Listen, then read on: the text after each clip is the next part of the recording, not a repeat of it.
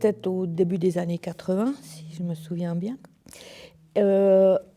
La situation était la suivante. Je me permets de contextualiser quelque peu.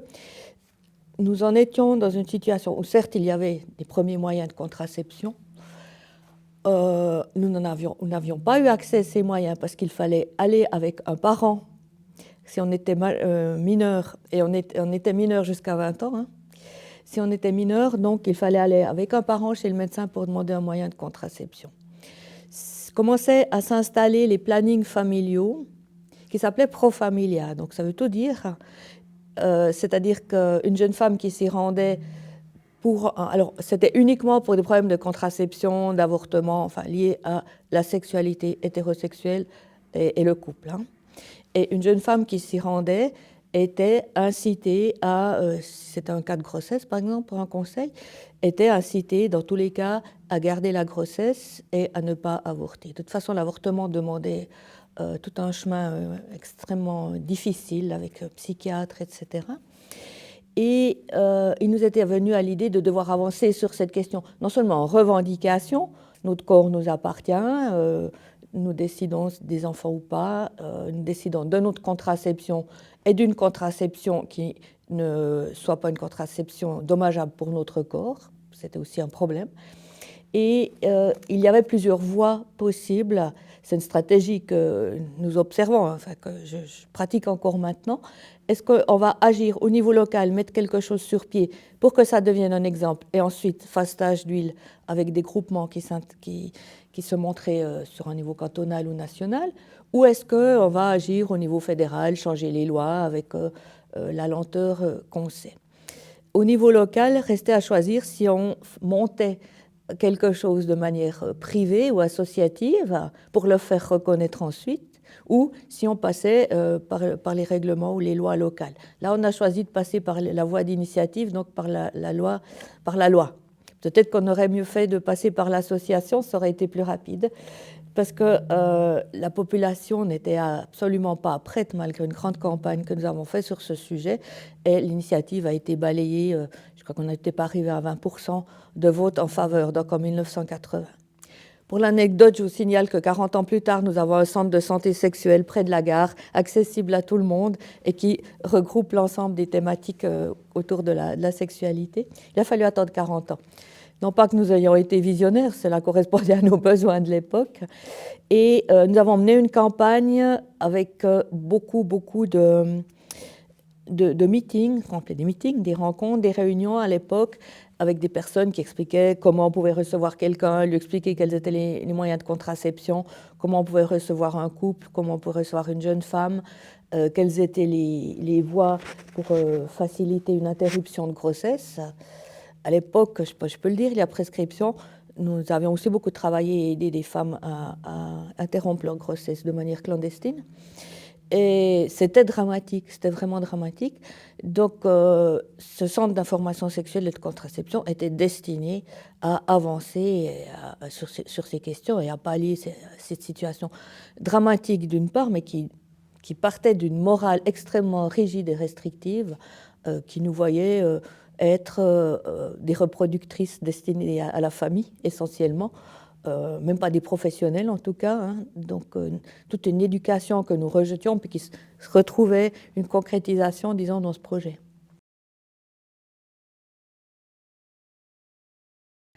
Alors, ce dont je me souviens tout particulièrement, c'est que nous étions allés voir les gynécologues de la place et je crois que la très très très grande majorité étaient des hommes qui nous ont traités alors de tout ce qu'on nous traitait à l'époque, de mal baisés, de frustrés, etc. Et du fait que nous allions être responsables de dommages sur le corps et le psychisme des femmes avec les idées que nous prônions. Ça, c'était clair.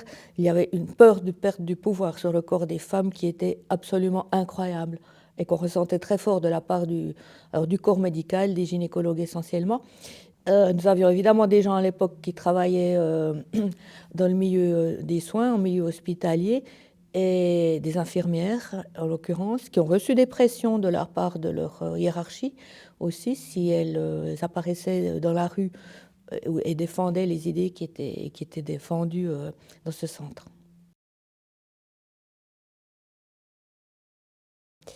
De la part des femmes, il y avait, alors, aussi pendant la campagne avortement, ça s'est suivi, et il y avait des femmes bourgeoises dans la ville de Bienne qui se sont prononcées contre le droit à l'avortement, qui se sont prononcées contre le droit à un centre de contraception. Nous avons toujours défendu le développement de la contraception plutôt que l'avortement, évidemment, mais ça a toujours été mal compris.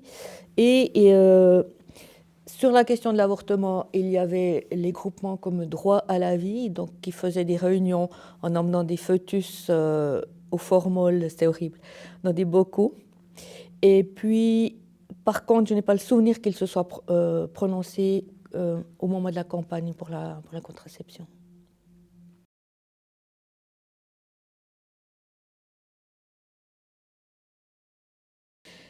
Oui, alors nous avons milité en faveur de cette campagne des droits égaux, même s'il était clair pour nous dès le départ que ce n'était pas suffisant, que les droits égaux étaient surtout vus et conçus dans le monde professionnel, le droit au salaire égal, on est toujours là, hein, et le droit à l'accession à des professions, et aussi il y avait encore toute une série de lois qui empêchaient les femmes d'avoir un compte en banque sans l'assentiment du mari, des choses absolument aberrantes.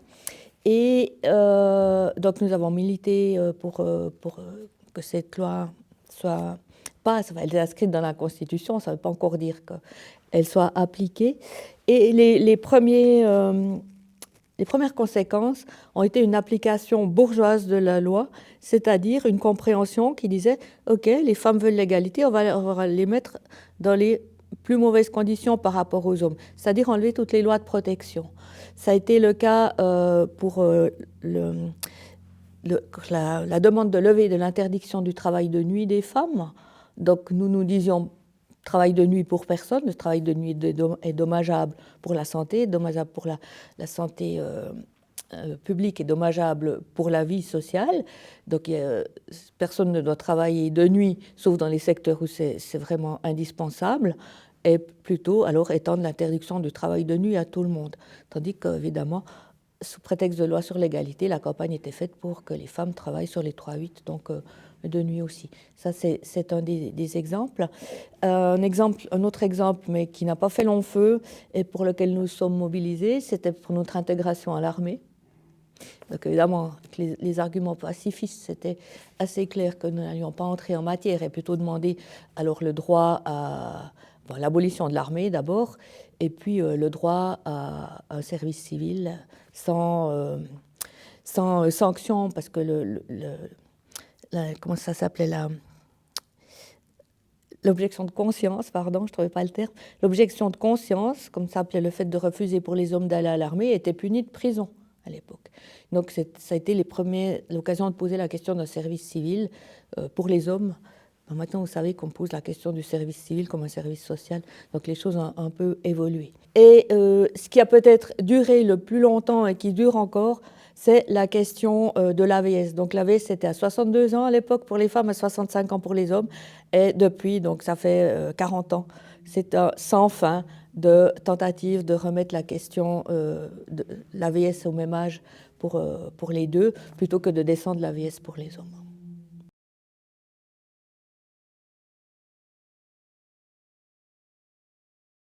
Eh bien, tout d'abord, je suis partie en Espagne où j'ai continué à militer dans la 4e internationale. Ça s'appelait aussi LMR, à Granada, Andalusia. Et lorsque je suis revenue, c'était en 89-90, le PSO, la LMR qui était devenue PSO, était dissoute. Donc, moi, j'ai continué, j'ai toujours été membre des groupements où les membres ex-membres du PSO se sont impliqués, qui aboutit aujourd'hui au Vert, aux Alliances Vertes, ça dépend des endroits. Donc, j'ai toujours milité. À certains moments, j'ai eu un enfant, j'ai fait des études un petit peu moins.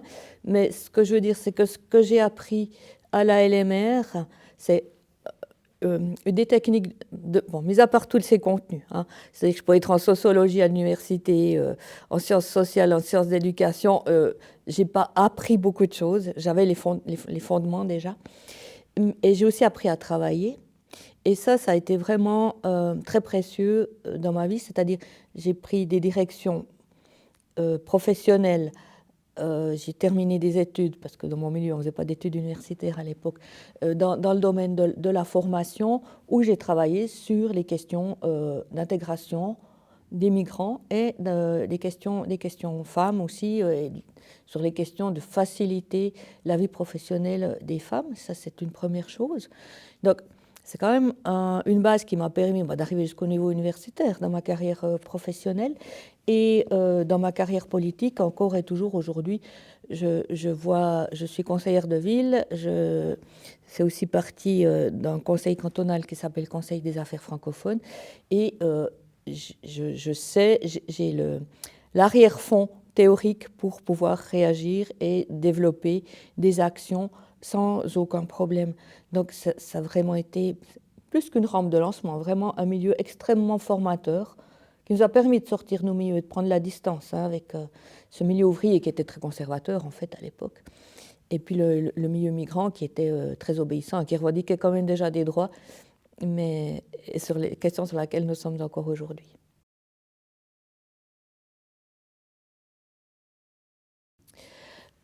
Non, ce que je peux dire, c'est que je suis contente d'avoir rencontré toutes les personnes que j'ai rencontrées, soit dans le mouvement féministe, soit dans la LMR, parce que c'est des personnes qui ont été fondamentales dans ma vie et dans mon développement.